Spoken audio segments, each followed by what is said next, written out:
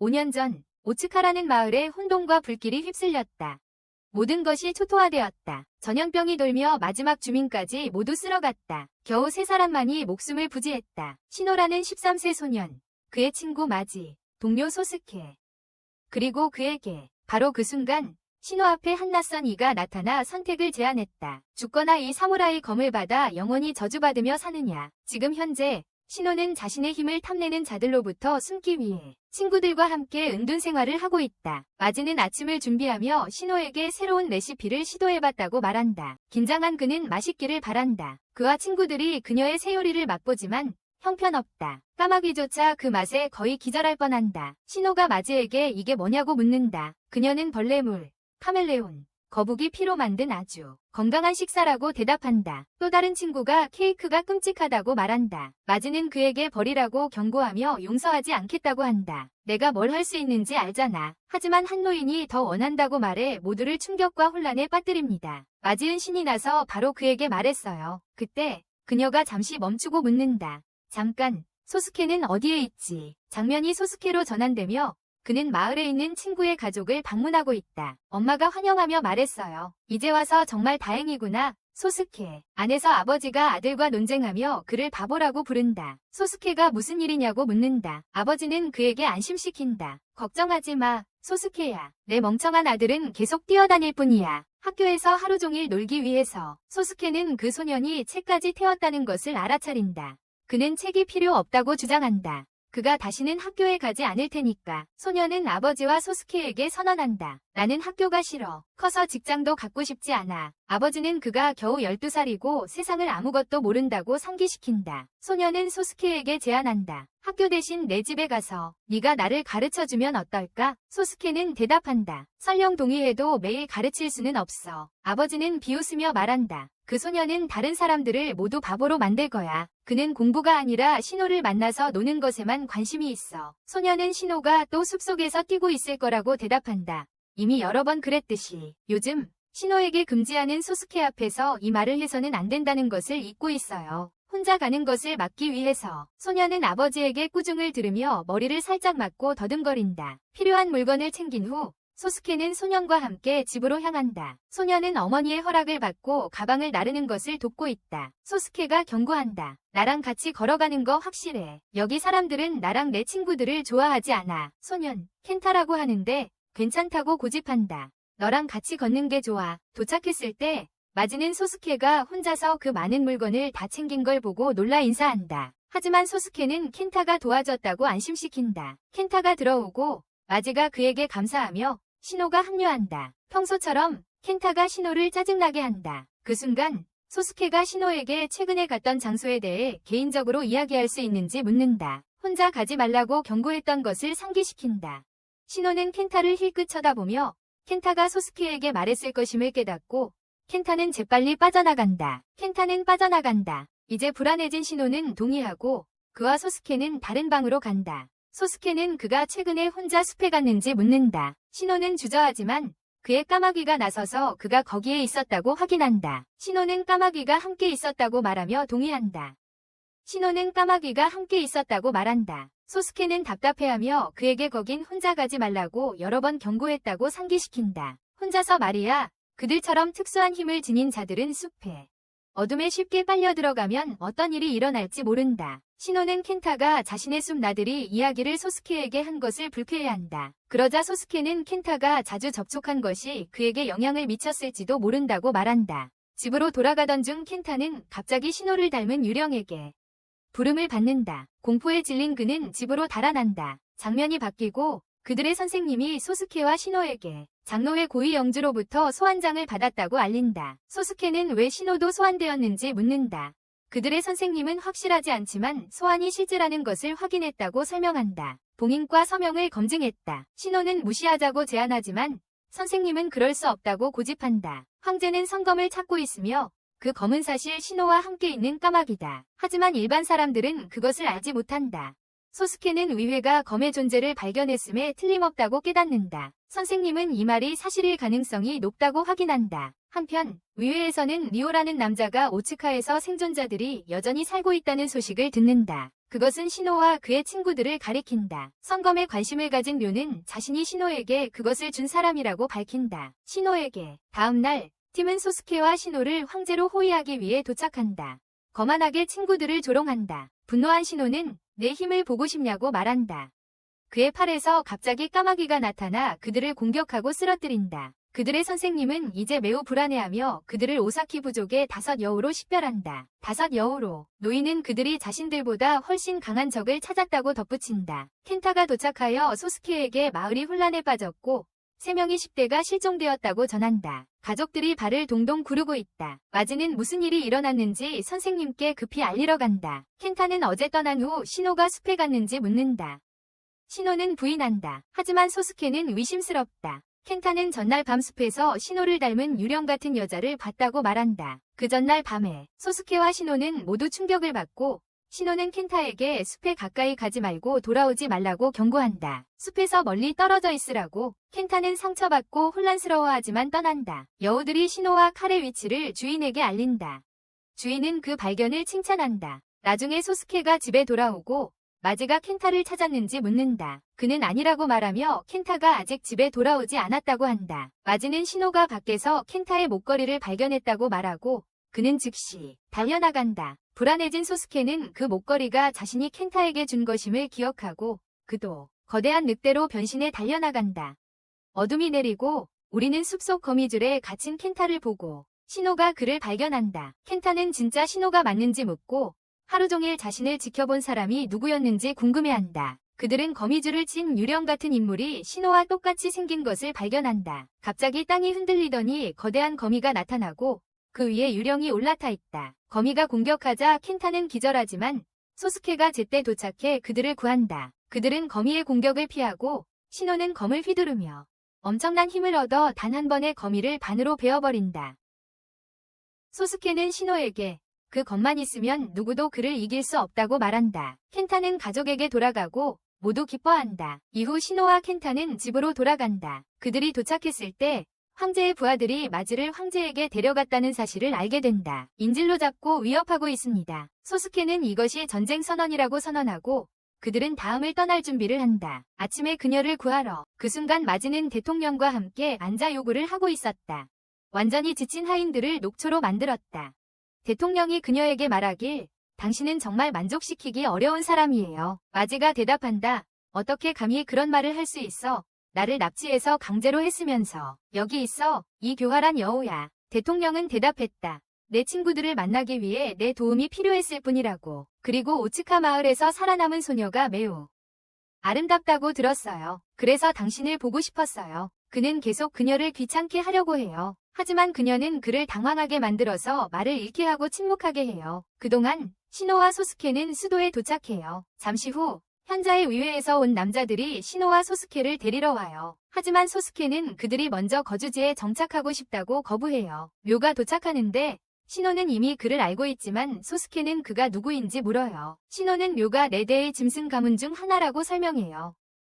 묘는 상황을 해결하며 남자들에게 떠나라고 말하고 신호가 괜찮다고 안심시킨다. 그리고 소스케가 그의 손님입니다. 그는 나중에 현명한 자들의 회의에 모든 것을 설명하겠다고 덧붙인다. 그는 그들을 궁전으로 데려간 뒤 바쁘다며 떠나고 그들이 내일 이야기하자. 그는 마지에 대해 걱정하지 말라고 말하며 그녀를 만나게 해주겠다고 약속한다. 내일. 나중에 소스케가 신호에게 묘를 어떻게 아는지 묻는다. 신호는 그에게 재킷을 건네며 나는 도시를 탐험할 거야 라고 말한다. 소스케는 너무 멀리 가지 말라고 말하고 신호는 동의하며 밖으로 나간다. 신호는 시장을 돌아다니며 사람들의 소문 이야기를 듣고 있다. 영혼을 삼키는 악마와 짐승들에 대한. 신호는 까마귀에게 그들이 무엇을 이야기하고 있는지 묻는다. 까마귀는 대답한다. 잊어버려. 악마 같은 것은 없다. 악한 사람들이 진짜 악마다. 갑자기 한 젊은 남자가 신호에게 떨어지고 둘 다 땅에 쓰러진다. 이 젊은 남자가 큰 저택에서 쫓겨나고 있다는 것을 알게 된다. 그를 쫓아내는 무리가 그에게 다시는 돌아오지 말라고 한다. 젊은 남자는 분명히 사제들에게 화가 나서 외친다. 나는 짐바가 거기 있다는 것을 안다. 내 동생을 돌려줘. 한 사제가 대답한다. 무슨 소리야. 우리가 잡은 자는 인간이 아니라 악마다. 젊은 남자의 아버지가 와서 그를 부른다. 그의 이름은 코조이고 아버지는 대사제에게 사과한 후 소렌에게 다시는 오지 말라고 말한다. 분노한 코조에게 아버지는 꾸짖으며 네가 어리석다고 말한다.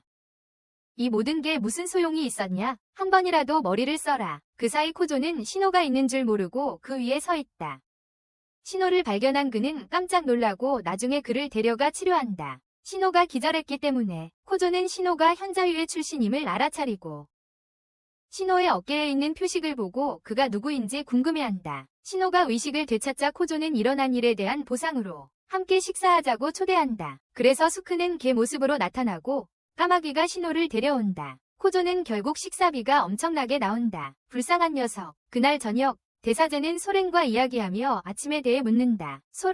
소렌은 대답한다. 아무것도 아니야. 그냥 길 잃은 개야. 우리가 처리했어. 그들은 악마를 다루기 위한 계획에 대해 이야기하지만 악마는 실제로 존재하지 않아. 실제로 소렌이 뭔가 불길한 일을 꾸미고 있는 것은 분명해. 한편 우리는 코조의 형 짐바가 같은 표식이 있는 감옥에 갇혀있는 모습을 본다. 그 표식은 신호의 팔에도 있다.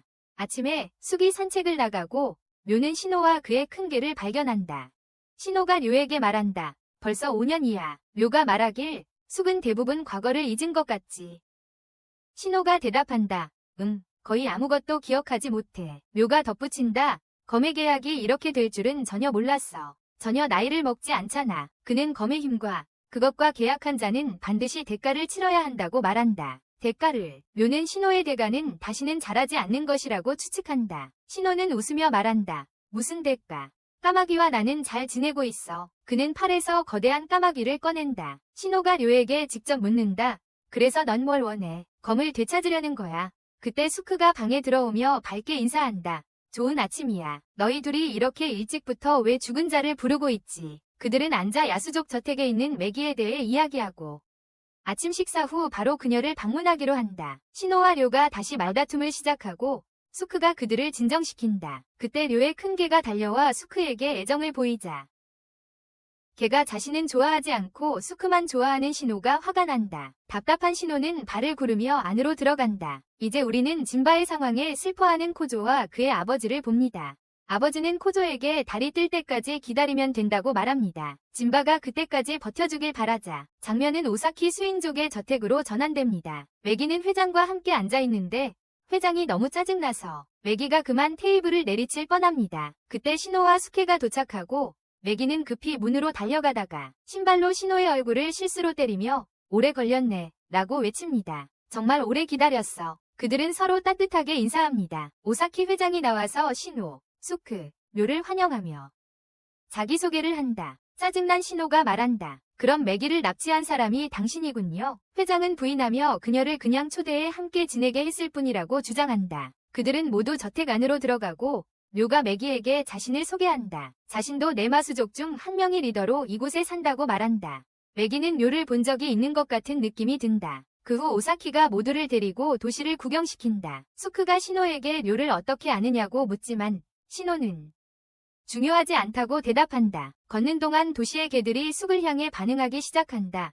그의 개 같은 영혼을 감지하며 한편 신호는 누군가가 그들을 지켜보고 있음을 알아챈다. 그는 소렌으로 자신의 생물을 신호에게 감시하게 한 뒤 그것이 돌아와 그의 몸에 들어간다. 그를 둘러싼 것은 더 많은 이 사악한 생물들이다. 나중에 소렌은 짐바를 찾아가 자신의 생물들을 이용해 그를 고문한다. 그리고 우리는 곤충들이 짐바의 온몸에서 피를 빨아먹고 있음을 알게 된다. 승려 세이렌이 잔인하게 그를 고문하는 동안 저녁에 신호는 목욕 후 숙과 함께 앉아 말한다. 다시 묻겠다. 신호. 묘를 어떻게 아는 거야? 신호가 대답한다. 말하지 않겠어. 게다가 네가 알바 아니야. 숙이 화낼까 봐 신호가 덧붙인다. 나는 그를 5년 전에 만났어. 그리고 너랑 마키가 그를 기억하지 못할까 봐 생각했어. 그는 계속 말한다. 마을이 불타던 그때 그들을 구한 사람이 묘였다고. 그리고 숙에게 무슨 일이 있었는지 말하며 그날 내가 묘에게 언젠가 갚겠다고 말했기 때문에 네가 신경 쓸 일이 아니라고 하는 거야. 숙. 그러자 숙이 신호에게 말한다. 이제 늦었네. 우리는 쉬면서 그의 의도를 아침에 알아보자. 그들은 그 후에 잠자리에 든다. 아침에 오사키는 마키, 신호, 그리고 수크와 함께 도시를 돌아다닌다. 신호는 오사키를 걱정하며 가까이서 지켜보는 그의 여우들을 보고 말한다. 저 녀석들은 뭐야? 너무 과잉보호하는 것 같아. 한편 코조는 마을 경비병들과 이야기를 나누며 그의 형, 짐바가 일을 못하게 막혔다는 사실을 알게 되고 그들이 되는 모호한 이유에 대해 질문하지만 다시 쫓겨나 신호 위에 떨어진다. 운명이 그를 장난치는 것 같다. 코조는 신노와 수케를 자기 집으로 데려가며 신이 난 모습으로 어머니를 부른다. 어머니는 책으로 그를 때리며 진정하고 행동을 바로 하라고 말한다. 코조는 수케와 신노를 어머니에게 소개한다. 한편 마키는 신노와 수케가 어디로 가버렸는지 걱정한다. 마키는 소녀들이 학교로 향하는 것을 보고 오사키는 이를 목격하고 마키를 위한 적합한 학교를 알아보기로 결심한다. 나중에 오사키와 료는 그 악마가 진바임을 이야기하며 료는 고작 도시 사람 중 시린에게 잡히다니 운이 없다고 말한다. 둘은 신노의 마검에 대해 이야기하고 오사키는 료에게 마검을 간직해야 한다고 말한다. 땅 위의 모든 권력이 이 검을 무기로 탐내고 있으니 더욱 주시하라. 코조는 신노와 수케를 식사에 초대하며 농담한다. 도대체 그 많은 음식은 어디로 사라지는 거야? 배에 구멍이라도 뚫렸냐? 그리고 수케에게 말한다. 걔를 따라다니느라 힘들겠구나. 신노가 코조에게 묻는다. 왜 내가 널 볼 때마다 꼭 문제를 일으키고 있는 거야? 코조가 대답한다. 쇼제츠 사원 사람들이 문제야. 신노는 놀란 표정으로 형 상황에 대해 물으려 하지만 코조는 화제를 돌리고 인사를 건넨다. 그들은 료에게 돌아오고 수케가 말한다. 이제 말해봐.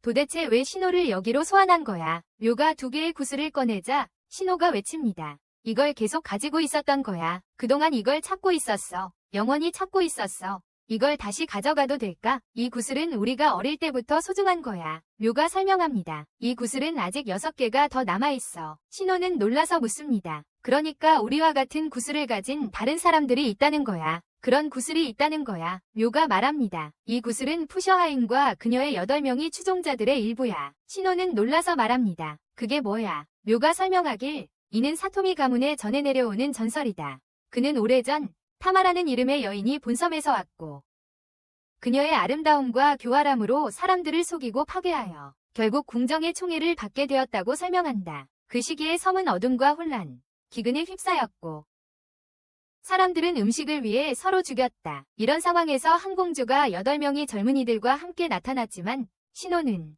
지루해하며 방해한다. 요점만 말해. 료가 말한다. 네가 이야기를 해달라고 한 게 아니었어. 신호가 사과하고 계속해달라고 요청한다. 료는 중요한 구슬이 8개 있었고 신호의 임무는 나머지 6개와 그 주인들을 찾는 것이라고 설명한다. 신호는 답답해하며 말한다. 미쳤어. 세상에 수백만 명이 있는데 어떻게 그들을 찾으라는 거야. 해결책은 신문에 그것에 대해 쓰는 것이야. 만약 네가 정말로 찾고 싶다면 그들. 소스케는 그 임무를 맡기로 동의하고 수색을 시작한다. 료가 신호에게 묻는다. 사건 이후로 소스케에게 변화가 느껴지니 신호가 대답한다. 아니, 설령 변했더라도 소스케는 언제나 소스케일 거야. 한편 코조의 아버지는 간바를 풀어달라고 시렌에게 애원하고 있다. 간바는 약혼자, 윗딸인 코조의 여동생의 약혼자여서 간바는 사실상 가족이나 다름없다. 그는 시렌에게 애원하지만 헛수고다. 시렌은 그에게 이제 그는 내 아들이 아니다라고 말한다. 그는 이제 악마가 됐어. 라며 그를 내친다. 이어 시렌은 간바에게 돌아가 고문을 계속한다. 극심한 고문으로 인해 간바의 상태가 변하기 시작하고 강력한 에너지가 그에게서 뿜어져 나오며 그는 변신에 탈출한다. 진바는 이제 괴수로 변해 탈출하여 도시의 중심탑으로 향하며 대중의 시선을 끈다. 사실 이 모든 것은 처음부터 변신시키기 위한 시렌의 계획이었다. 지금 영혼을 찾아먹으려 하는 진바.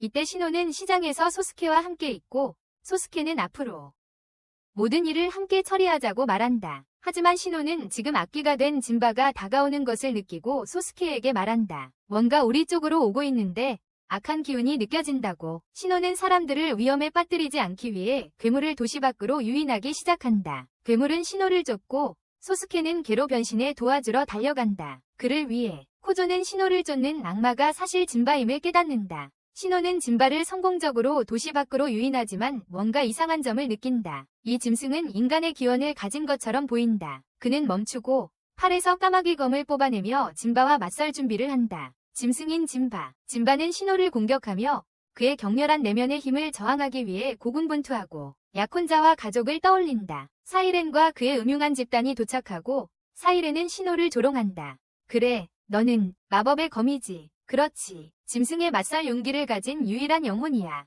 그 후 사이렌은 신호에게 화살을 쏘아 소스케와 진바를 다치게 하고 세 사람 모두 강에 빠진다. 불행히도 밤이 깊어지고 메기는 매우 걱정하며 그들이 자신에게 알리지 않은 것에 답답해합니다. 그가 말하길 걱정하지 마세요. 원한다면 여우들을 보내서 그들을 찾아오게 할 수 있어요. 그녀가 대답하길 아니에요. 전혀 걱정하지 않아요. 그가 묻길 내일 학교에 가보는 건 어때요? 그녀는 놀랍니다. 그리고 그가 설명하길 신호와 소스케가 여기에 좀 더 머물 것 같으니 학교를 시작하는 게 좋을 거예요. 새 학교에 가보는 건 어때요?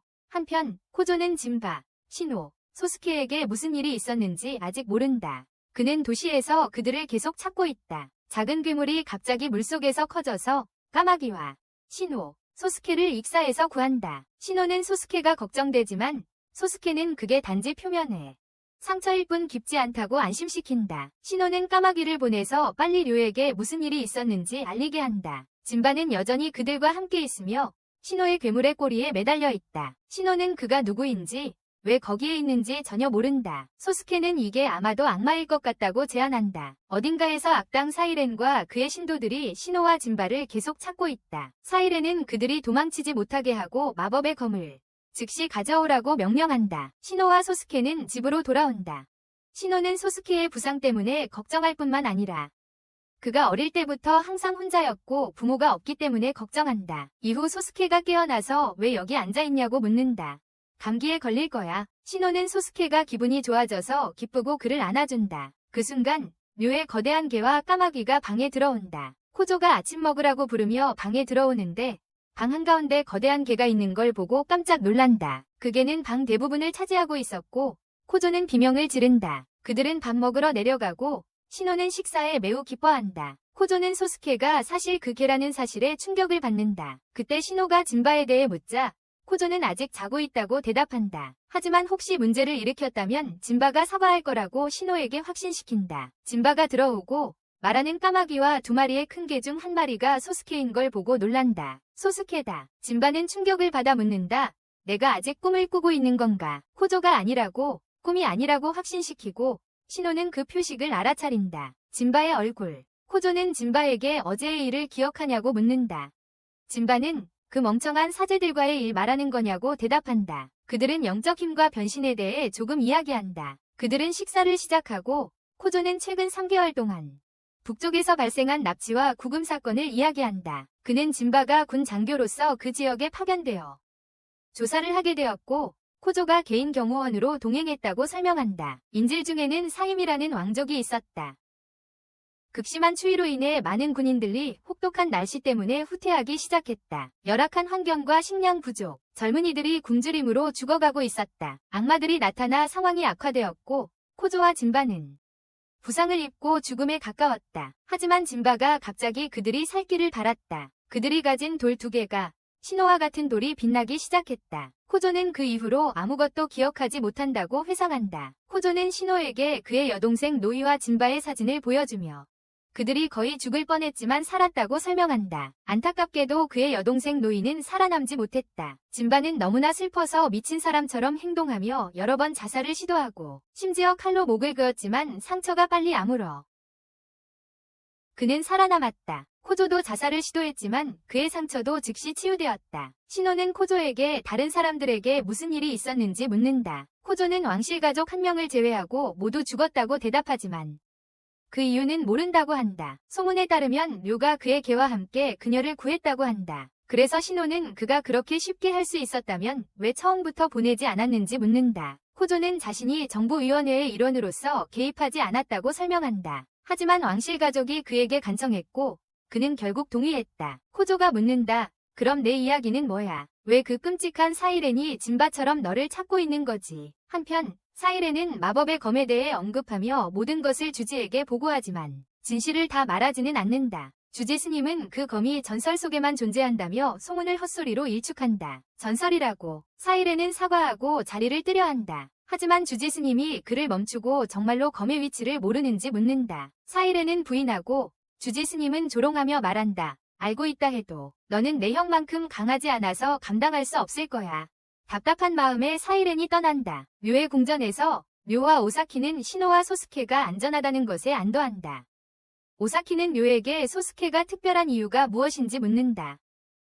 묘는 모르겠다고 어깨를 으쓱하며 오사키에게 걔에게 직접 물어보라고 초대한다. 여우들은 오사키와 농담을 하며 그에 대신 물어볼 수 있다고 말하고 걔가 소스케에게서 료와 익숙한 무언가를 보았다는 것을 발견한다. 코조와 진바로 돌아가서 코조는 신호와 소스케의 이야기를 알고 있으며 그들 또한 괴물과 전염병으로 파괴된 마을의 희생자라고 설명한다. 사이렌 측의 감시곤충이 그들을 집에서 지켜보고 있다. 장면은 학교를 떠나는 매기로 바뀐다.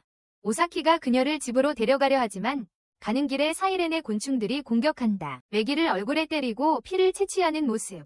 오사키는 그의 영혼 여우에게 곤충을 없애라고 빠르게 명령하고 그것은 신속하게 그렇다. 사이렌은 나중에 그의 추종자들과 함께 포획 준비에 대해 논의하는 장면이 나온다. 악마와 신호, 소스케.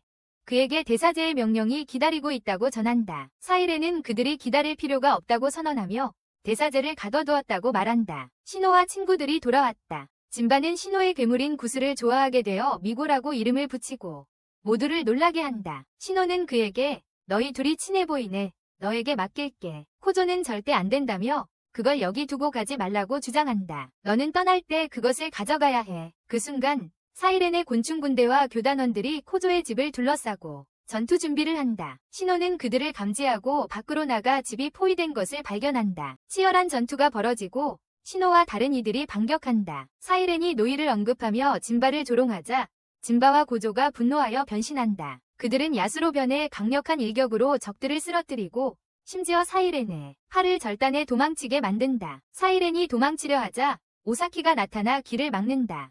도망칠 생각이냐? 고 말하며 오사키는 5마리의 여우를 소환해 사이렌의 추종자들을 겁먹게 하고 그들은 그를 버린다. 사이렌이 오사키에게 다가가 여기서 뭐 하는 거야?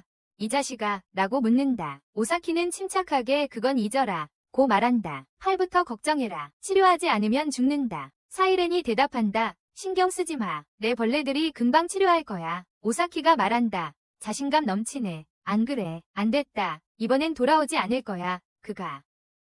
사이렌이 사실 그의 이복형임을 알고 있다는 것을 드러낸다. 오사키는 자신의 여우들이 사이렌을 끝장내도록 내버려둔다. 신호와 소스케가 남은 벌레들을 처치하고 신호는 마법검으로 불길을 잠재워 비를 내려 불을 끈다.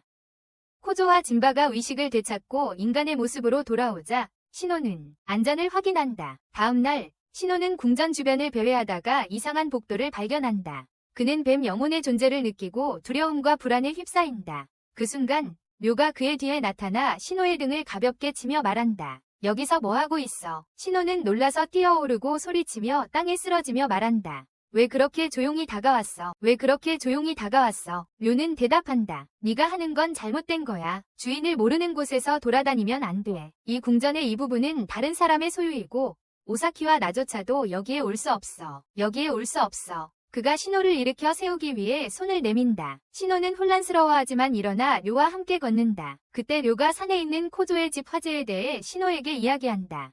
신호가 말한다. 그게 나랑 무슨 상관이야. 그건 내 잘못이 아니야. 바보야. 오사키는 신호가 료를 바보라고 부른 것에 웃는다. 이 영역에서 아무도 료에게 그렇게 말할 엄두를 내지 못하기 때문이다. 그 후 오사키는 웃은 것에 대해 료에게 사과하며 신호가 이 일과 아무 관련이 없고 원하지 않게 끌려 들어왔다는 것을 말한다. 오사키는 승려들이 분명히 악마와 괴물을 사냥하지 않을 거라고 말한다. 더 이상은 아니야. 신호는 놀라서 확실한지 아니면 그냥 추측인지 묻는다. 묘는 그렇다고 대답하며 주지스님이 물러났고 아무도 사이렌이 어디 있는지 모른다고 들었다고 한다. 사이렌은 그래서 지금은 걱정할 일이 없다고 한다. 그럼 이제 묘가 떠날 시간이다. 그는 신호에게 오늘은 문제에 휘말리지 말라고 말하고 걸어간다. 신호는 오사키에게 묘가 항상 어디로 가는지 아냐고 묻는다. 오사키는 평소처럼 원로에 일하러 간다고 대답한다.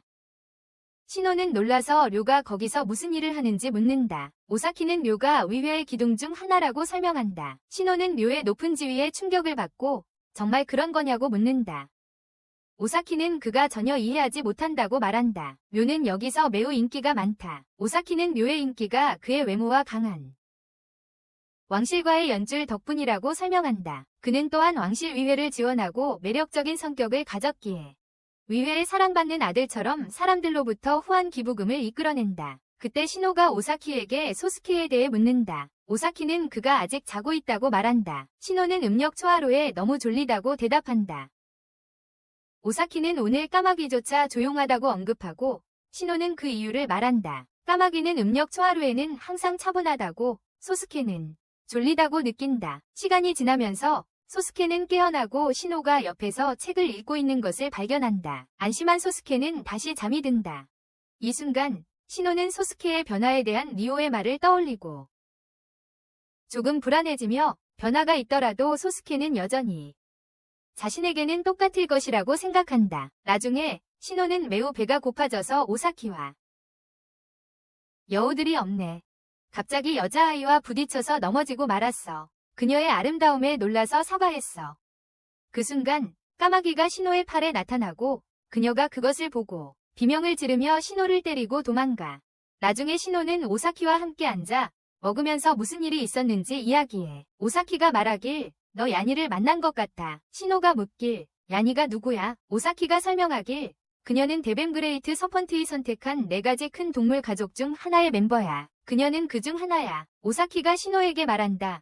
너는 정말 운이 좋구나. 대왕뱀이 너를 해치지 않았어. 그는 무자비하고 야니에게 무슨 일이 생겼다면 너를 죽였을 거야. 마기는 신호에게 그녀의 방에 갑자기 나타나서 소녀를 놀라게 했다고 말하며 아마 그녀를 무섭게 했을 거라고 한다. 오사키가 그녀에게 무엇을 하고 있었는지 묻자 그녀는 야니가 떨어뜨린 꽃을 모으고 있었다고 대답한다. 그녀는 그것들을 신호에게 주며 야니에게 전해주고 사과하고 그녀와 같은 나이니까 차에 초대하라고 한다. 마기는 그녀의 친구가 되고 싶어 한다. 신호는 긴장하면서도 꽃을 받아들고 야니의 구역으로 향하며 누군가 자신을 만나 주기를 외치지만 그러나 반응은 없다. 길을 계속 내려갈수록 이상한 기운이 감돌고 안개가 사방으로 퍼진다. 검은 위험을 감지하고 신호는 위협을 느낀다. 갑자기 그곳은 환영으로 변하고 목소리가 들려온다. 내 몸에는 뭔가 특별한 것이 있다라고 검을 가리키며 그 순간 까마귀가 더욱 사납게 폭주하려 하지만 신호가 그것을 억제한다. 목소리가 그에게 말한다. 허가 없이 장벽에 들어왔다고. 그것은 무례한 행동이라고. 갑자기 누군가 신호를 공격해 부상을 입히고 그는 땅에 쓰러진다. 공격자는 야니의 수호자, 인간 형태의 거대한 뱀으로 밝혀진다. 그녀는 신호에게 말한다.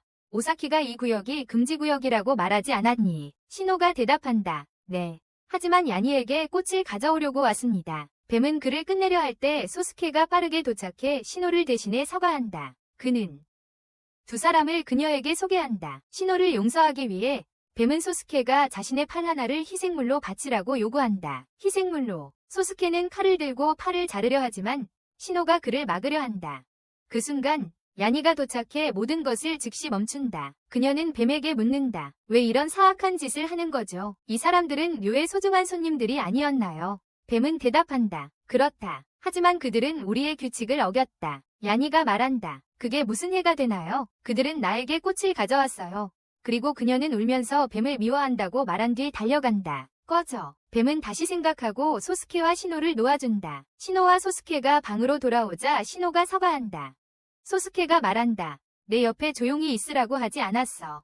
왜 항상 문제를 일으키는 거야? 신호가 대답한다. 마기가 나에게 그렇게 하라고 했어. 소스케는 신호의 부상을 걱정하지만 신호는 까마귀가 금방 치료할 거라고 안심시킨다. 그때 야니가 나타나 상황에 대해 사과하며 신호의 부상을 알아챈다. 그녀는 그에게 약을 가져왔어요. 그녀는 들어와서 신호가 소스케의 머리를 쓰다듬는 것을 보고 깜짝 놀라 부끄러워하며 방으로 달려가요. 신호가 뒤따라가 그녀를 불러 다시 돌아오게 설득해요. 야니는 아름다운 꽃에 대해 그에게 감사해요. 신호가 말하길 나한테 고마워하지 말고 마기에게 고마워하래요. 야니가 묻죠. 그게 누구예요? 신호는 마기가 그의 어린 시절 친구이며 야니의 친구가 되고 싶어 한다고 설명해요. 그렇대요. 야니는 놀라며 말해요. 하지만 나는 이상해요. 내 머리는 은색이고 내 눈은 그것들도 이상한 색깔이야.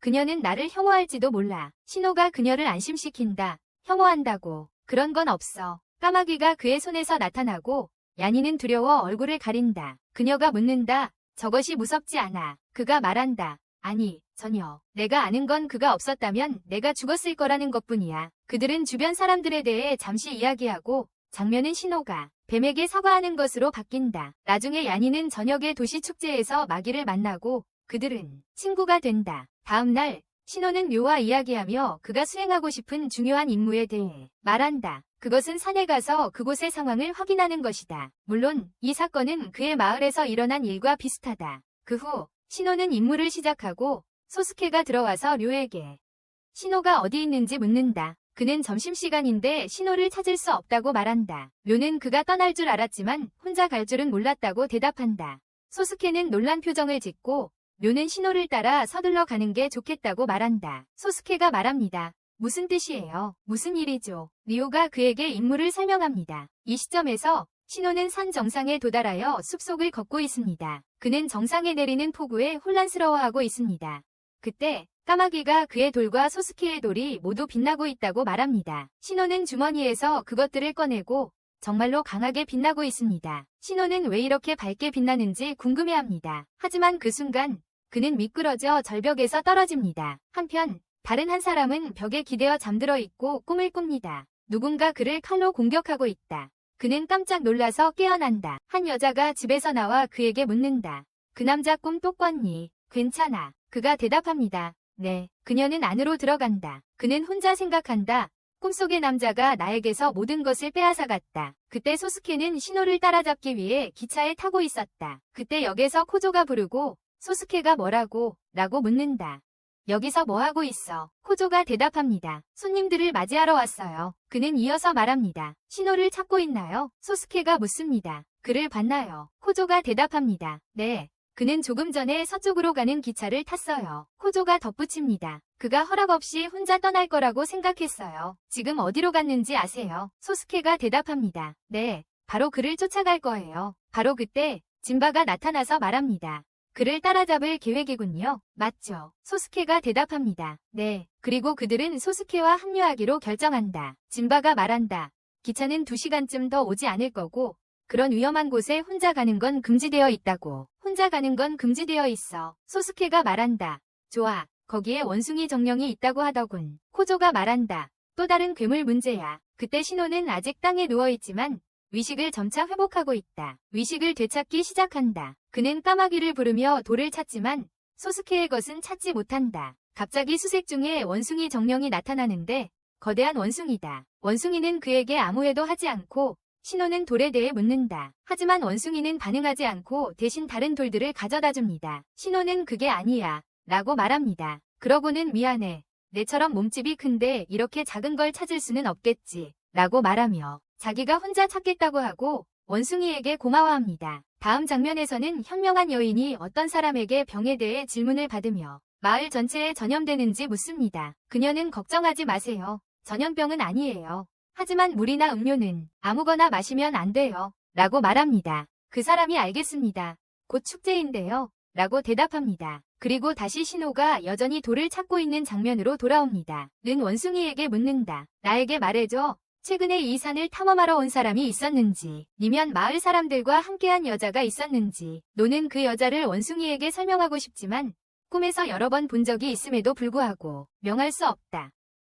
숭이는 이 문제에 대해 전혀 모르는 것처럼 보이고 신호는 혼잣말로 생각한다. 는 바보야. 는 아무 증거도 모으지 않고 여기 왔고 소스케의 돌도 잃어버렸어. 그 순간 소스케가 신호 앞에 나타나 그의 행동을 꾸짖는다.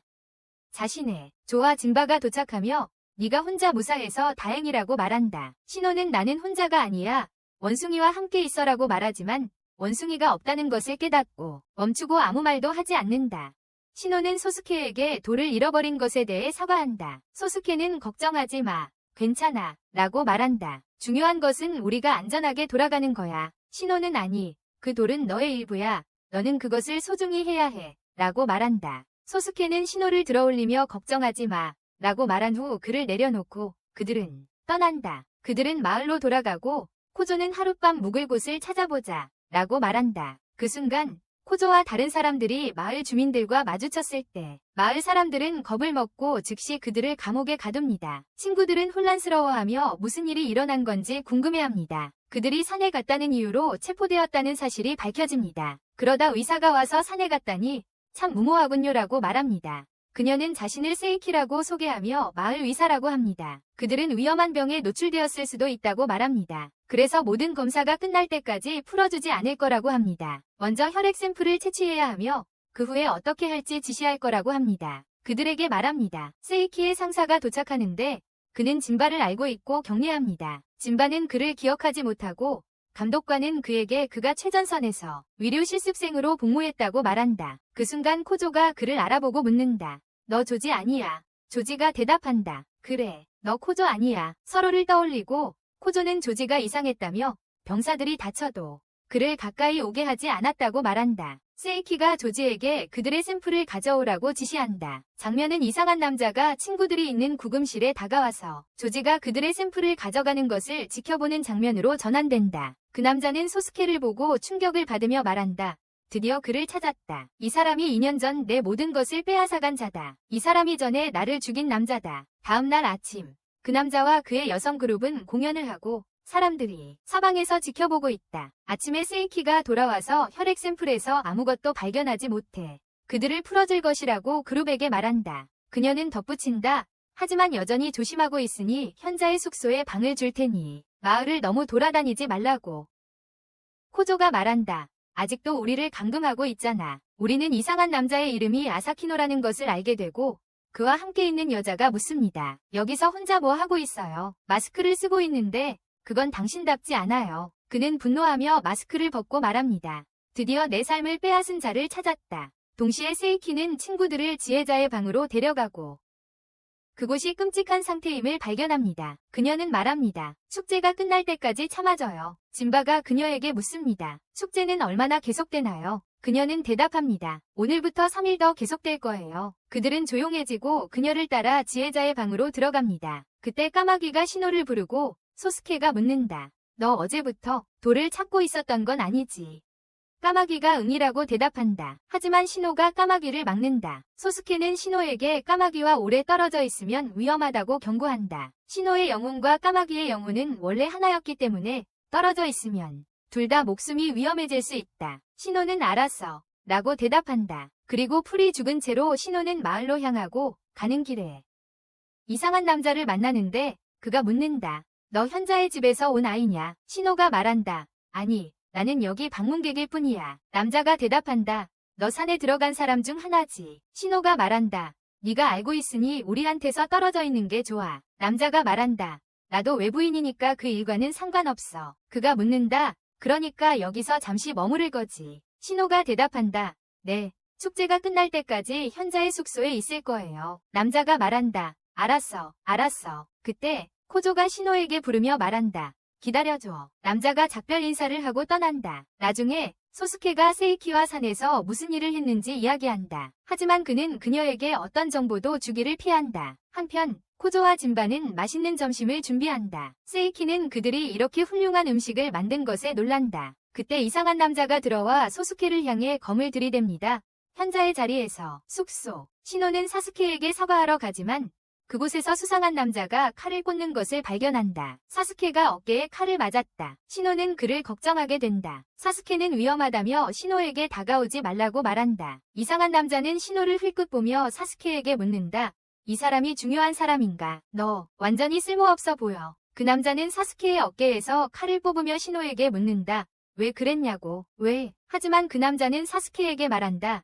내가 물어야 할 사람은 너야. 왜 내 가족을 죽였냐고. 왜? 사스케는 혼란스러워하며 말한다. 무슨 소리 하는 거야? 그 남자는 대답한다. 이건 2년 전 일이야. 사스케는 당황하며 말한다. 미쳤어. 무슨 소리야? 무슨 말이야? 그 남자가 말한다. 넌 모르는 척하지만 많은 사람을 죽였어. 그 남자는 화가 나서 칼로 사스케를 공격하며 죽이려는 듯하다. 그 순간 신호가 칼에서 까마귀를 소환하고 그것이 칼로 변해 그 남자를 막는다. 신호가 묻는다. 이게 무슨 이상한 오해지? 그 남자가 대답한다. 오해라고. 아니, 난 그 남자의 목소리와 얼굴을 절대 잊을 수 없어. 그 남자가 다시 사스케에게 돌진하지만 신호가 막는다. 신호와 그 남자 사이에 싸움이 계속된다. 신호는 그 남자가 강하다는 것을 알아챈다. 그 남자가 신호를 때려 그가 넘어지며 칼을 떨어뜨리게 한다. 그 후 그 남자는 사스케에게 다가가 말한다. 진짜 모습을 보여라. 사스케가 개로 변신한다. 그 남자는 분노하며 말한다. 나를 조롱하는 거냐? 하지만 그 남자와 함께 있던 여자가 나서서 말한다. 당장 그만두세요. 내 결론은 틀렸어. 너는 항상 이렇게 성급해. 그 순간 여자는 놀라운 칼을 알아보고 신호의 정체가 궁금해진다. 그녀는 말한다. 이 남자가 당신을 불쾌하게 했다면 제가 대신 사과드리며 당신의 요구를 들을 준비가 되어 있습니다. 우리는 그녀의 이름이 코코라는 것을 알게 된다. 신호가 말한다. 좋아, 뭔가를 찾아주길 원해. 그녀가 묻는다. 뭐죠? 그가 말한다. 사스케의 돌이야. 그는 덧붙인다. 네가 찾을 산은 인간에게 안전한 곳이 아니지만 네가 잘 해낼 수 있지. 그렇지. 코코가 미소 지으며 말한다. 알겠습니다. 사스케와 신호는 그 후 친구들에게 돌아간다. 코조가 사스케에게 말한다. 시작부터 다쳐서 운이 없구나. 사스케가 묻는다. 그러니까 그냥 지켜보고 있었던 거야. 코조가 대답한다. 네.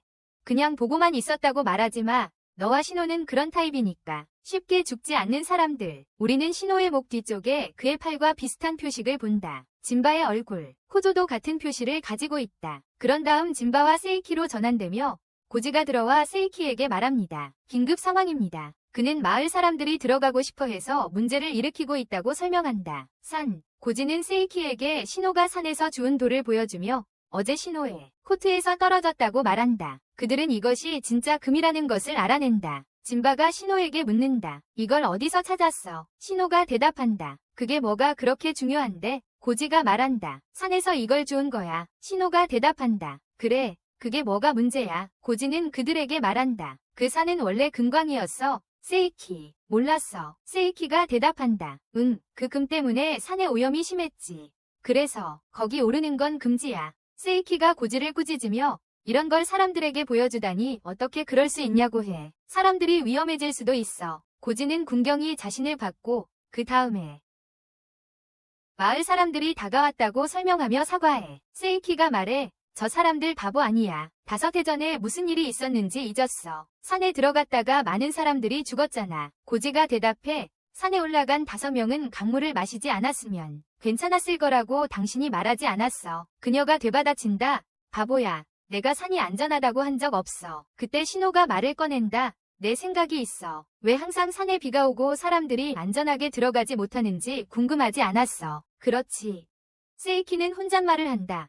그가 말하는 건 거대한 원숭이의 영혼이구나. 그렇지. 그녀는 원숭이 영혼에 관한 속담을 떠올린다. 그 영혼은 아이들을 사랑하고 절대 해치지 않지만 어른들이 산에 들어가는 것은 허락하지 않아. 그렇다. 나중에 신호는 사스케와 함께 앉아 이상한 남자와 코코에 대해 이야기한다. 신호는 그 남자에게 아직도 화가 나 있는데 갑자기 그 남자가 나타나 말한다. 코코를 하인처럼 뛰게 해서 확인시켰는데도 아직 화가 나 있네.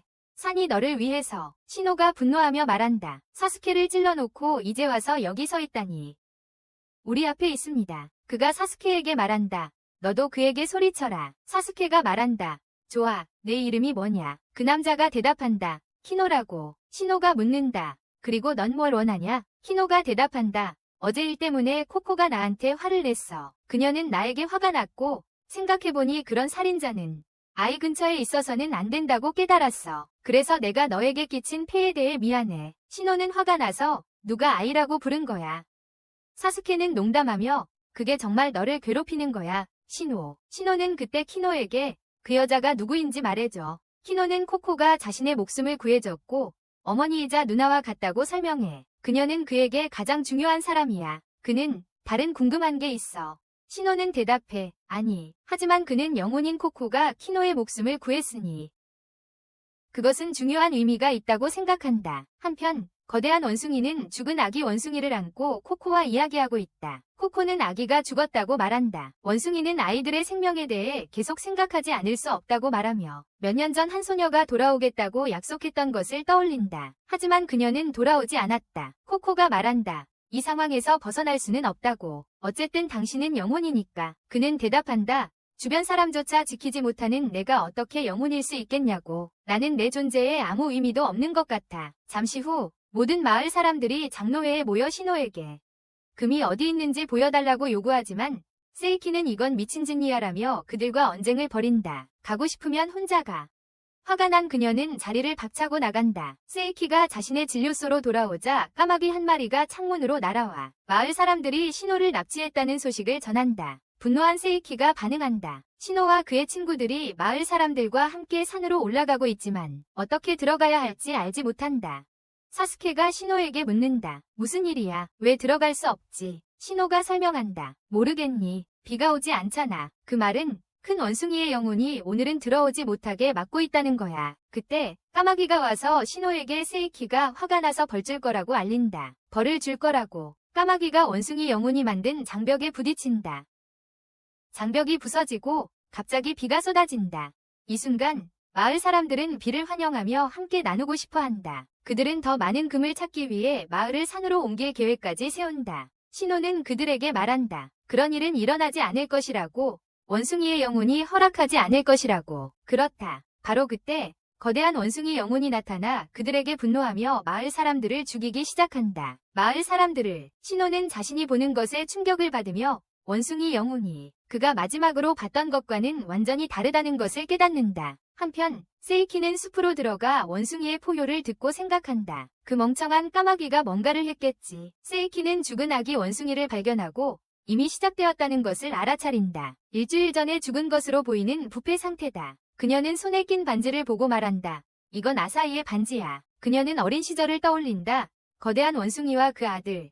그녀가 아사히라고 부르던 아이와 놀던 기억을. 아사히. 아기 원숭이 손에 있던 반지는 원래 세이키의 할머니에게 속한 것이었다. 그때 거대한 원숭이는 엄청난 힘으로 산 전체를 파괴하려 하고 있다. 그 힘으로. 바로 그때 세이키가 나타난다. 그녀는 원숭이가 기다려온 아이이며 원숭이는 그녀의 말을 듣고 평온한 본성으로 돌아간다. 그녀는 그것에게 다시 만나서 반갑다고 말하며 다음에는 자신의 아이가 자신 대신 그와 함께 머물 거라고 한다. 그 후 모두 마을로 돌아간다.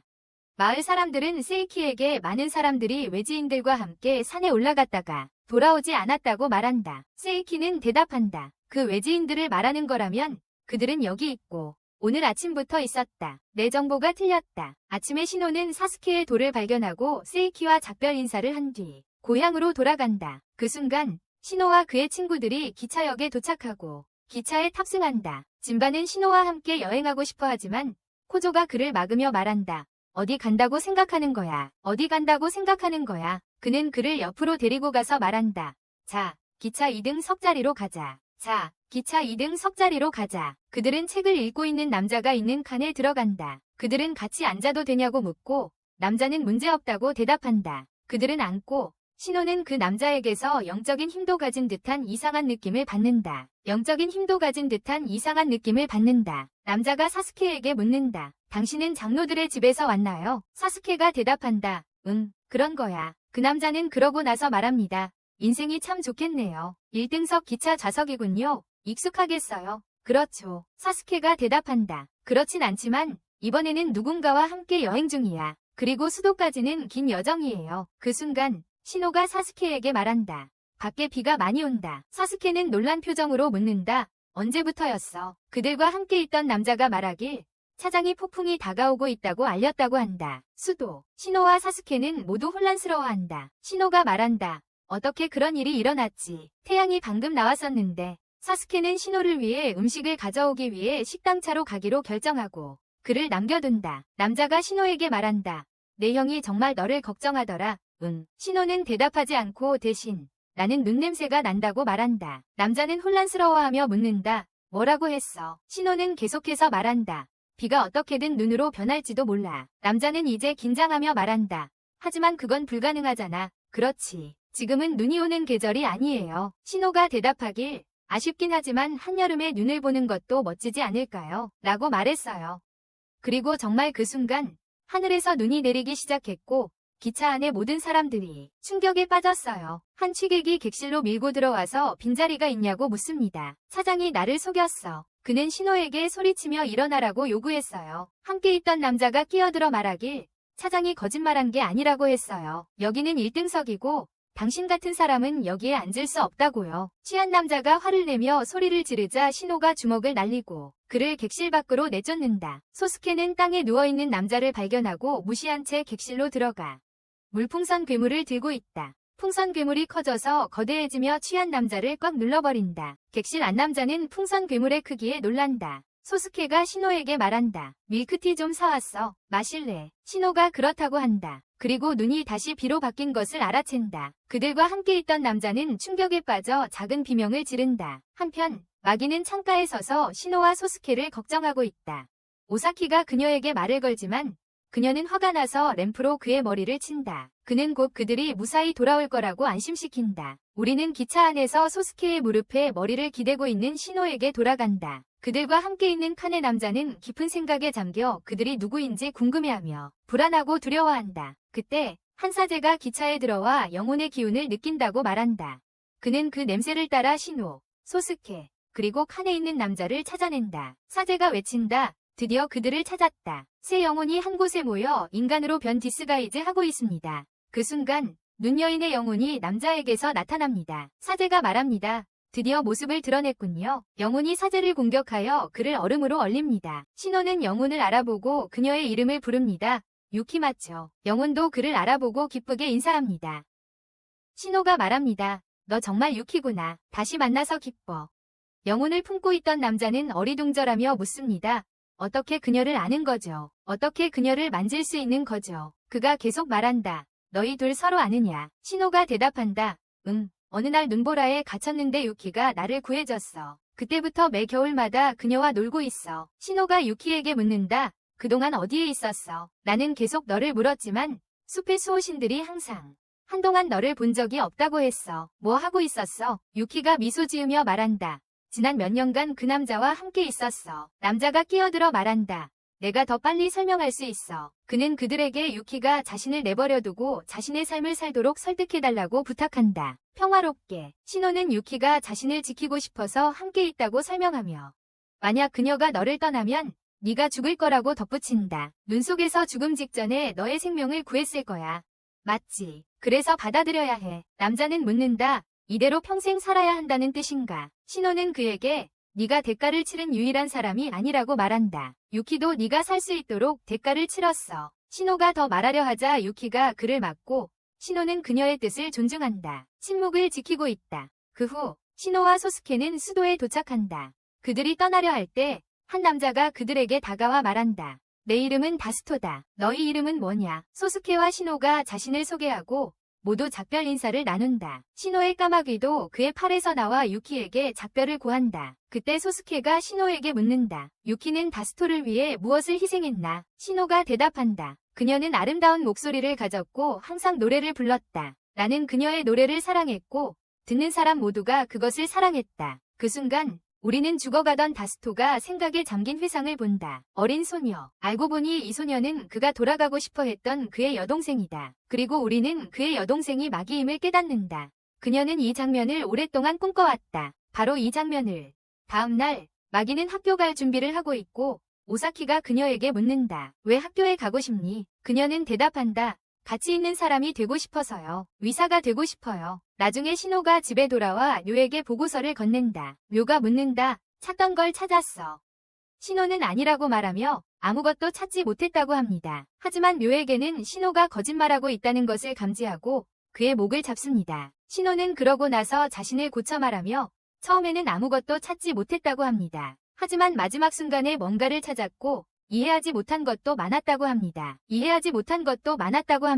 료는 걔에게 신호를 놓아주라고 합니다. 한편 소스케는 맛있는 케이크를 준비하며 이안이와 여우들에게 말합니다. 케이크에 감명을 받은 그들에게 한번 먹어보겠냐고 묻습니다. 그들은 대답합니다. 아니요. 그건 너무 욕심이겠죠. 소스케는 그러고 나서 블루베리, 호두, 그리고 치즈가 들어간 것도 있다고 덧붙입니다. 그들은 곧 마음을 바꾸고 네, 부탁해요. 먹어보고 싶어요라고 말합니다. 모두 케이크를 먹고 매우 즐깁니다. 그때 매기가 들어오며 요청한 것을 바로 만들어주셨군요라고 말합니다. 그녀는 소스케에게 감사하며 학교의 친구들이 케이크를 좋아할 것이라고 전합니다. 그녀가 떠나려 할 때 소스케가 말합니다.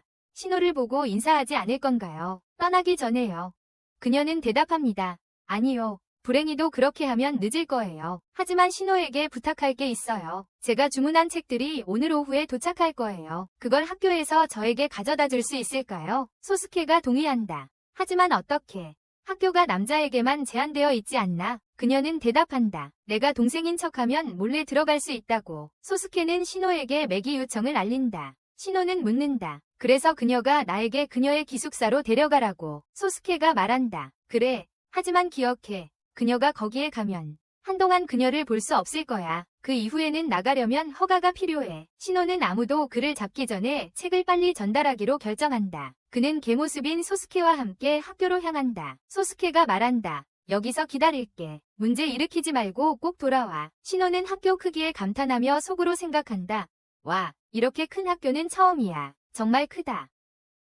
한편 매기는 방에서 지루해하고 있다. 다른 여자가 들어온다. 그녀의 룸메이트, 스즈다. 두 사람은 이야기를 나누며 서로를 알아가고 스즈는 배가 고프다. 매기가 케이크를 권하자 스즈는 기뻐한다. 그 순간 까마귀 한 마리가 매기의 창문을 두드려서 스즈를 놀라게 한다. 매기가 소리친다. 지금 여기서 뭐 하는 거야? 까마귀가 대답한다. 금지된 걸 가져왔어. 죽이는 법을 배우는 책들이야. 그녀는 화가 나서 창문으로 까마귀를 때리고 그 다음 묻는다. 신호는 어디 있어? 까마귀가 말한다.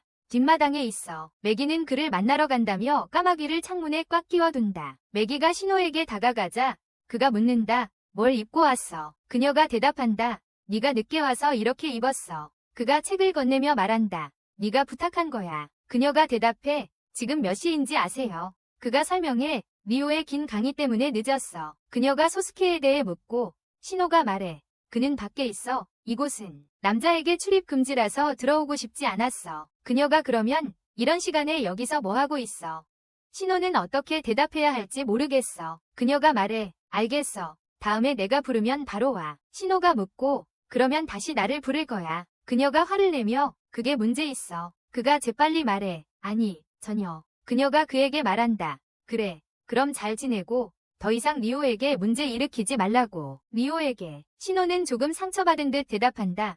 나는 누구에게도 문제를 일으키지 않아. 그는 속상한 채로 떠난다. 신호가 집으로 달려가던 중 날씨가 갑자기 변하고 그는 비명을 지르기 시작한다. 다음날 아침. 신호는 멍한 상태이고 코조가 말한다. 일어나서 밥 좀 먹어. 빨리. 소스케가 코조에게 사과한다. 방해해서 미안해요.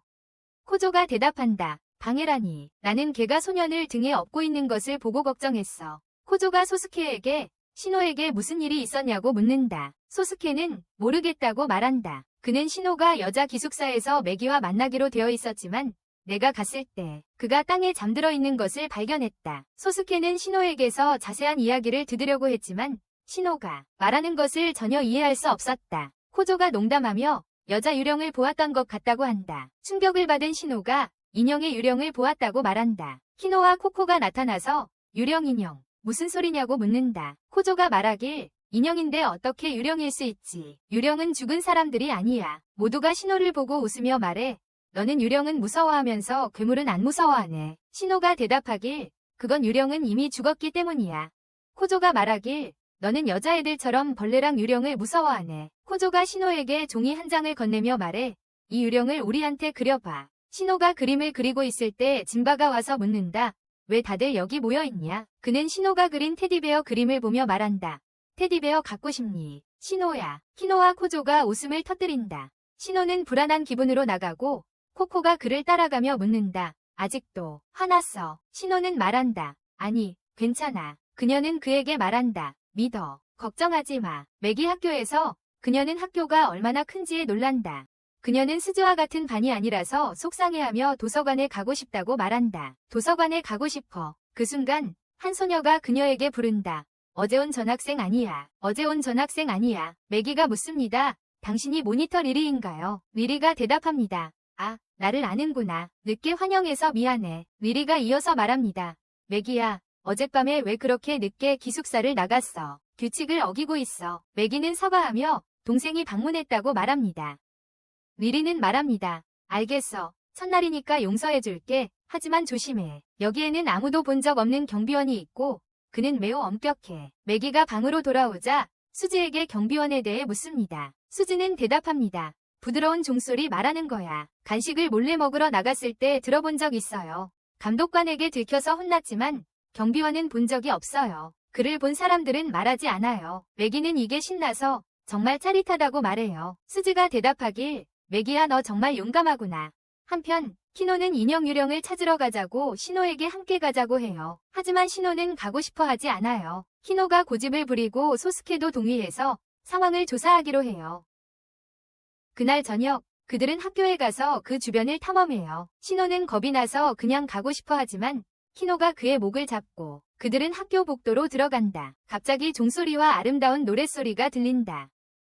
주변 분위기가 변하고 인형 유령이 나타난다. 키노가 곰에게 묻는다. 너는 토끼야 아니면 곰이야? 곰이 대답한다. 너 착각했어. 나는 토끼곰이야. 겁에 질린 시노가 말한다. 말도 하네. 유령이 이상한 움직임으로 그들에게 다가온다. 키노가 걱정하기 시작하며 시노를 주먹으로 친다. 인형 유령이 말하길 규칙에 따라 학교의 애완동물은 허용되지 않습니다. 이제 당신의 범죄에 대한 벌을 받을 것입니다. 곰이 그들의 발 앞에 번개를 쏩니다.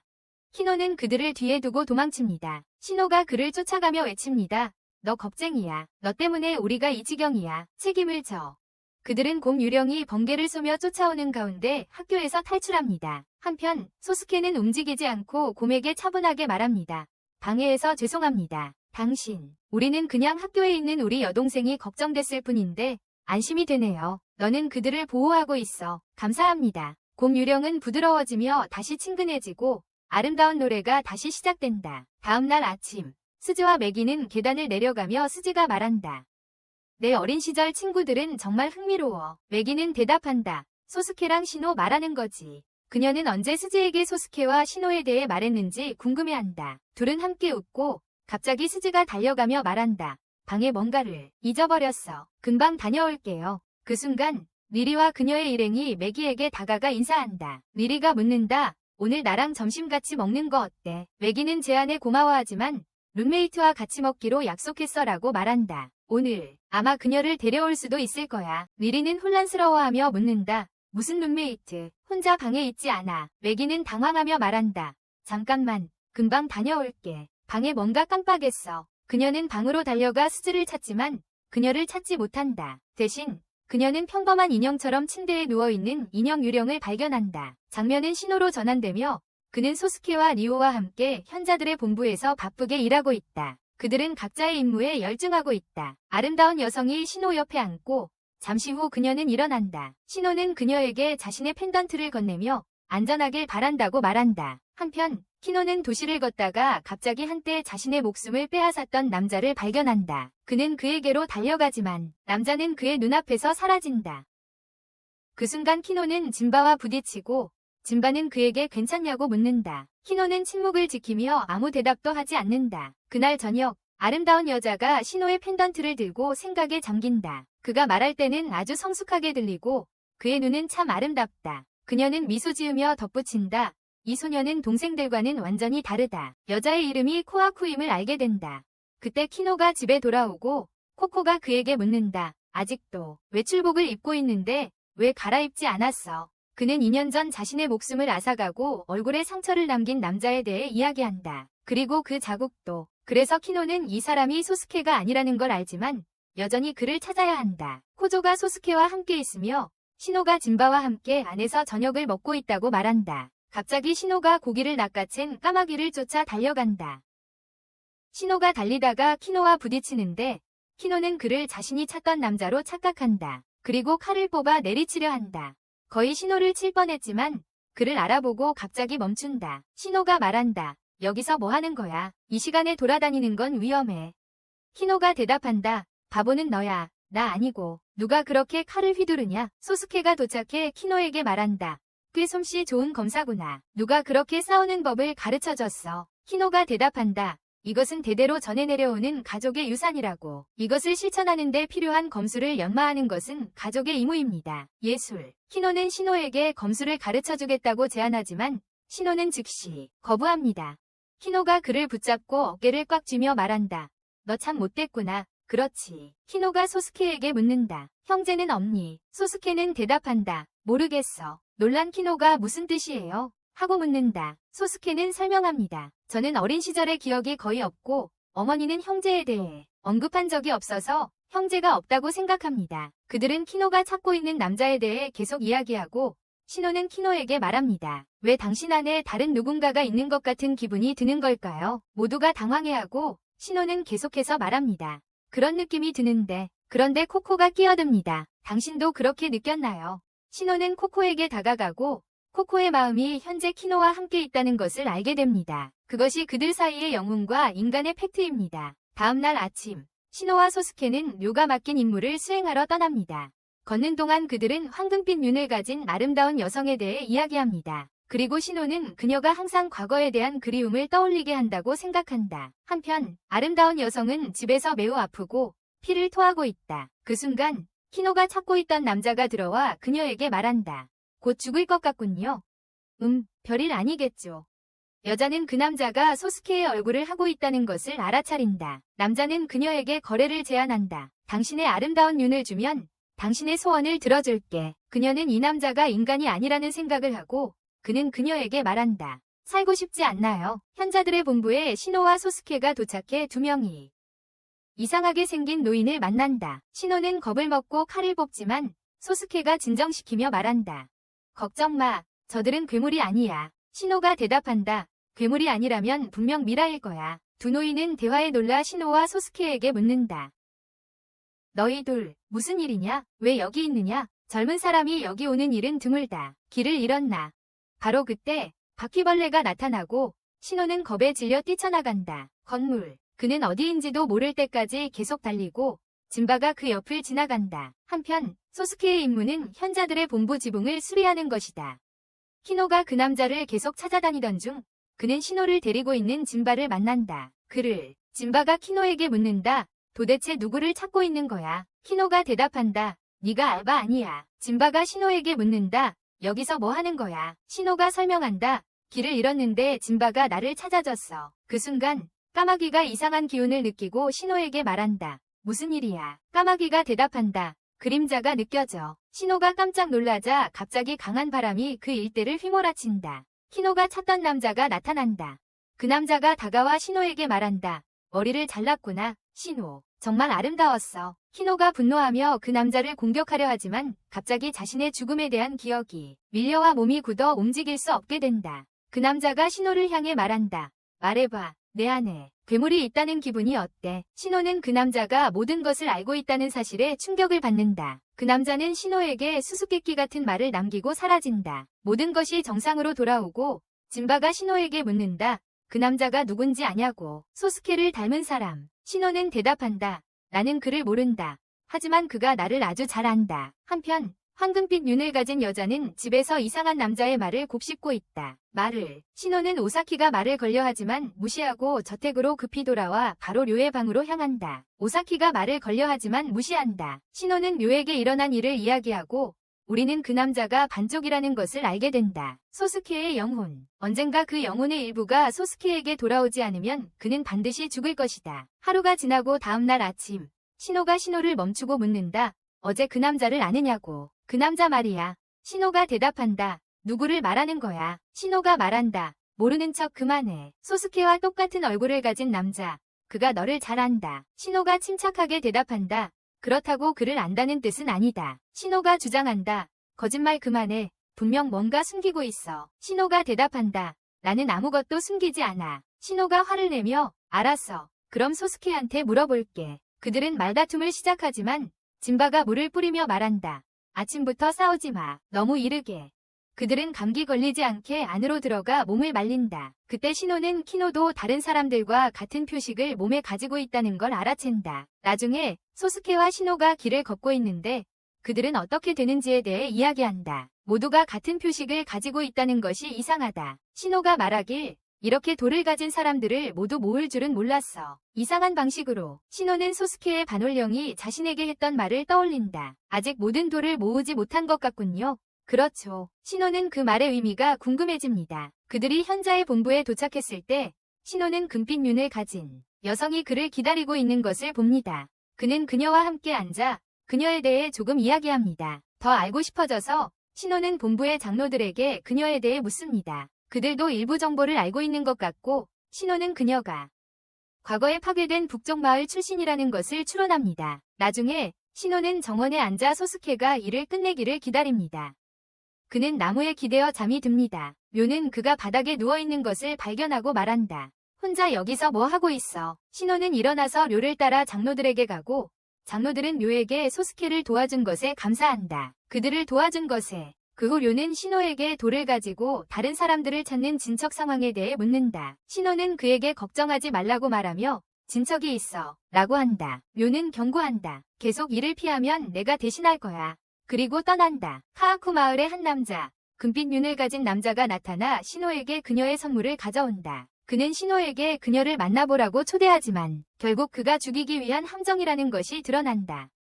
그 남자는 신호를 죽이면 카하쿠의 사랑을 얻고 그녀와 결혼할 수 있다고 믿는다. 그녀는 항상 가족을 위해 복수를 원해왔다. 그 남자는 실수로 료가 카하쿠의 가족을 죽였다고 믿고 료의 가족의 일원인 신호를 죽임으로써 복수를 할 수 있다고 생각한다. 남자는 총을 꺼내 신호를 겨냥한다. 카하쿠는 그를 막으려 하지만 그는 신호를 쏜다. 그 순간 까마귀가 분노하고 신호의 팔에서 무서운 괴물이 나타나 남자를 죽인다. 주변은 혼란에 빠지고 경찰이 신속하게 현장에 모인다. 진바가 도착해서 신호가 땅에 누워있고 카하쿠가 그를 붙잡고 있는 것을 발견한다. 피가 온통 튀었어. 카하쿠는 신호가 죽었다고 생각하며 깊이 슬퍼하지만 진바는 그를 데리고 가서 상처가 빠르게 치유되고 있음을 알아챈다. 진바는 그녀를 혼란스럽게 하려 하며 묻는다. 총알이 정말 목에 맞았나요? 그녀는 대답한다. 네, 확실해요. 여기 피가 너무 많아요. 그리고 무슨 일이 있었는지 설명한다. 일어난 일을. 동시에 거대한 개가 료에게 무슨 일이 있었는지 알린다. 진바는 신호를 데리고 가며 카하쿠에게 그에게서 떨어지라고 말하고 말을 타고 떠난다. 그의 말에 올라타서 한편 료는 신호가 걱정되어 개와 함께 급히 달려온다. 그는 길에서 진바를 막고 모든 친구들이 신호를 걱정하며 모인다. 모두가 신호가 죽을까봐 걱정하고 두려워하고 있다. 하지만 갑자기 신호가 깨어나서 정말 배고프다고 말하며 그들의 걱정을 덜어준다. 그들은 재빨리 음식을 가져다 준다. 신호는 무슨 일이 있었는지 설명하고 료가 묻는다. 그러니까 그 남자는 어떻게 되었어? 그 후에 신호는 대답한다. 까마귀가 그를 먹었어. 소스케는 엄하게 신호에게 말한다. 다시는 무모한 사람에게 가까이 가지 마. 알겠어. 이해했어. 신호는 그에게 안심시킨다. 걱정하지 마. 난 괜찮아. 그 남자는 어차피 약했어. 그는 단지 이상한 오해에서 행동했을 뿐이야. 카하쿠도 정말 무서워했고 나는 그를 조금 겁주려 했지만 그건 단지 그에게 불운이었어. 그 순간 소스케가 분노하며 신호의 얼굴을 때리며 무모하게 행동해서 거의 목숨을 잃을 뻔했다고 소리친다. 그는 무모해서 거의 목숨을 잃을 뻔했다고 소리친다. 혼란스러운 신호가 말한다. 내가 뭘 했지? 나는 정말 죽을 수 없어. 소스케가 되받아친다. 5년 전에 죽은 사람이 그런 말을 하다니 믿을 수가 없어. 그리고 걸어간다. 진바가 그를 따라가며 묻는다. 지금 신호를 혼자 두는 게 확실해. 그는 자신의 실수에 대해 절대 사과하지 않는다는 걸 알아. 신호는 소스케에게 화가 나서 밤을 보낸다. 리오는 그를 진정시키려 하며 오늘 밤 집을 나가지 말라고 말한다. 쉬어. 위대한 개가 이 새로운 상황 때문에 집 주위에 장벽을 세웠다. 신호가 묻는다. 어떤 상황이야? 무엇이 바뀌었어? 리오는 대답한다. 너는 눈치채지 못했구나. 그렇지. 그때 신호는 자신의 안에서 까마귀의 힘이 솟구치는 것을 느낀다. 한편 소스케는 현자들의 본부에 있으며 그곳에서 코아쿠를 발견한다. 신호를 걱정하며 초조하게 앉아있다. 그는 신호가 괜찮다고 안심시키고 그녀는 마침내 마음을 놓는다. 다음 날 아침 신호는 목욕을 하며 자신 안에서 일어나는 힘과 변화를 되돌아본다. 그 안에서 일어나는 변화들이다. 그는 탈진의 욕조에서 잠들고 나중에 료가 방에 들어왔을 때 신호가 잠든 것을 발견한다. 갑자기 신호가 몸이 안 좋아지기 시작하고 료는 걱정한다. 그 순간 까마귀의 에너지가 신호의 몸에서 폭발하고 그의 모습이 극적으로 변해 그는 자연스러운 18세의 나이로 되돌아간다. 까마귀의 힘이 완전히 폭주하며 까마귀가 신호의 몸을 통해 말한다. 료에게 말하며 인간을 먹여줘. 밖에서는 거대한 개가 거리에서 격렬하게 울부짖고 있다. 료는 진정한 신호와 함께 앉아있는데 신호는 진정되어 료의 무릎에 머리를 기대고 쉬고 있다. 신호는 자신의 힘을 가라앉히기 위해 료의 피를 조금 마셨다. 료는 거대한 개에게 말한다. 네가 화난 건 알지만 나도 내 의무가 있어. 다음 날 아침 오사키와 여우들은 료와 신호가 머무는 여관으로 향한다. 그들은 거대한 개가 여관 주위에 장벽을 쳐놓은 것을 보고 놀란다. 여관 주변에 그들은 안으로 들어가고 오사키가 말한다. 료, 어디 있니? 네가 부탁한 것들을 가져왔어. 오사키가 침대에 다가가 료가 말하는 것을 보지만 그의 목과 옷은 피로 엉망이 되어 있다. 료가 그동안 있었던 모든 일을 설명한다. 장면은 8살이 코아쿠가 눈에 둘러싸인 마차에 앉아있는 회상으로 바뀐다. 그녀의 가족은 그녀를 지금 일하는 가게 주인에게 팔았다. 그때부터 그녀는 배고픔이나 목마름을 느끼지 못했다. 코아쿠는 어느 날 아침 자신이 피투성이인 채 깨어나고 밤사이에 동료의 피를 마셨다는 것을 알게 된다. 한편 진바와 쿠주는 소스케와 함께 신호에 대해 이야기하고 있다. 소스케는 그들에게 말한다. 잠시 동안 신호를 너희에게 맡길게. 그리고 걸어간다. 걸어가면서 묘와 함께 돌아와서 우리는 여우들이 그의 상처를 치료하는 모습을 본다. 그 상처는 신호가 입힌 것이다. 묘가 상황을 설명한 후에 여우들은 묘가 이렇게 다칠 줄은 전혀 예상하지 못했다고 말한다. 하지만 오사키는 그들에게 말한다. 아무도 료에게 해를 끼칠 수 없다고, 묘가 허락하지 않기 때문이라고. 그렇다. 신호를 제외하고는 오사키는 이제 18세가 된 신호의 진짜 모습에 놀란다. 오사키는 묘에게 묻는다. 이게 신호의 저주가 풀렸다는 뜻인가? 묘가 대답한다. 그렇게 간단하지 않다고. 어제 많은 일이 있었기 때문에 아마도 일시적일 거라고. 그 순간 진바와 쿠조가 방에 들어오고 오사키와 여우들을 발견한다. 그들은 신호를 만나러 왔고 음식을 가져왔다. 신호의 상태를 묻는다. 묘가 그들에게 신호가 완전히 잠들었다고 말하며 진바에게 묻는다. 무슨 일이 있었는지 아는가? 무슨 일이 있었는지 알고 있나? 진바가 대답한다. 어제 신호와 함께 있던 소녀 카하쿠의 배경을 조사했다. 어제 함께 있던 소녀다. 진바가 료에게 자신이 모은 모든 정보를 설명하며 말한다. 신호의 보호자인 너니까 남자는 너에게 아무것도 할 수 없었어. 직접적으로는 그렇고 복수하려고 신호를 다치게 한 거야. 진바도 류에게 카하쿠가 그녀의 동료가 죽은 사건 이후로 저택에서 사라졌다고 말했고, 류는 그러니까 카하쿠가 그녀의 동료를 죽인 거야. 그렇구나. 이 순간 카하쿠는 소스케를 만나기 위해 현인들의 본부로 향하고 있어. 한편 쿠즈는 신노가 걱정돼서 확인하러 가기로 결심했어. 그는 신노가 이름을 부르는 소리를 듣고 안을 들여다보니 충격을 받았어. 그는 진바를 붙잡고 급히 방을 뛰쳐나가며 물었어. 신노에게 무슨 일이 있었어? 오사키는 지금 신노를 보는 사람은 누구든 충격받을 거라고 말했어. 신노가 다시 쿠즈에게 배고파 도시락 가져와라고 부른다. 쿠즈는 매우 긴장한 채 어떻게 해야 할지, 무슨 일이 일어난 건지 몰라 한다. 나중에 료가 절로 걸어가고 있을 때 신호가 그에게 나도 같이 가고 싶어라고 말한다. 난 문제 일으키지 않을 거야. 그냥 소스케를 만나러 가서 내가 어른이 된 모습을 보여주고 싶어. 료는 신호가 스스로를 잘 돌보고 문제를 일으키지 않는다는 조건으로 허락해준다. 그 말에 신호는 매우 기뻐한다. 나중에 카하쿠가 소스케에게 자신에 대해 이야기한다. 그녀는 유일한 희망이 가족과 어린 동생들에게 무사히 돌아가는 것이라고 말한다. 하지만 신호를 만났을 때는 단지 좋은 무언가를 만들고 싶었다고 한다. 그와의 추억들. 불행하게도 그녀는 결국 괴물로 변하고 말았다. 그 순간 신호와 료가 도착한다. 신호는 그녀에게 다정하게 말하며 그녀의 요청을 들어주겠다고 안심시킨다. 그는 그녀의 마음을 이해하고 그녀가 진정 원하는 것이 무엇인지 알고 있다. 그는 용서를 구하며 그녀가 천사처럼 아름답다고 말한다. 그리고 전설의 검을 뽑아 그녀에게 보여준 뒤 그녀의 고통을 끝내기 위해 그녀를 죽인다. 신호는 이후 슬픔을 느끼며 나무 옆에 앉는다. 소스케가 그를 찾아와 말한다. 죄책감을 느낄 필요가 없다고. 그녀는 너에게 화난 게 아니야. 반대로 그녀는 아마 네가 그녀를 해방시켜서 매우 기뻐하고 있을 거야. 소스케가 말하길, 자, 가서 마지 만나서 지금 내 모습 보여줘야지. 그는 차를 준비하러 간다. 그가 신호에게 돌아오자 그는 나무 아래서 잠들어 있는데 다시 어린아이로 돌아간 모습이었다. 바로 전에처럼. 저녁이 되면 현인들의 원로들이 리오와 함께 본부에 모이고 회의는 신호를 소환하기로 결정하며 끝난다. 그들은 이미 신호의 진짜 정체를 모두 알고 있다. 그 순간 모두가 현인들의 본부 안에 모여 있다.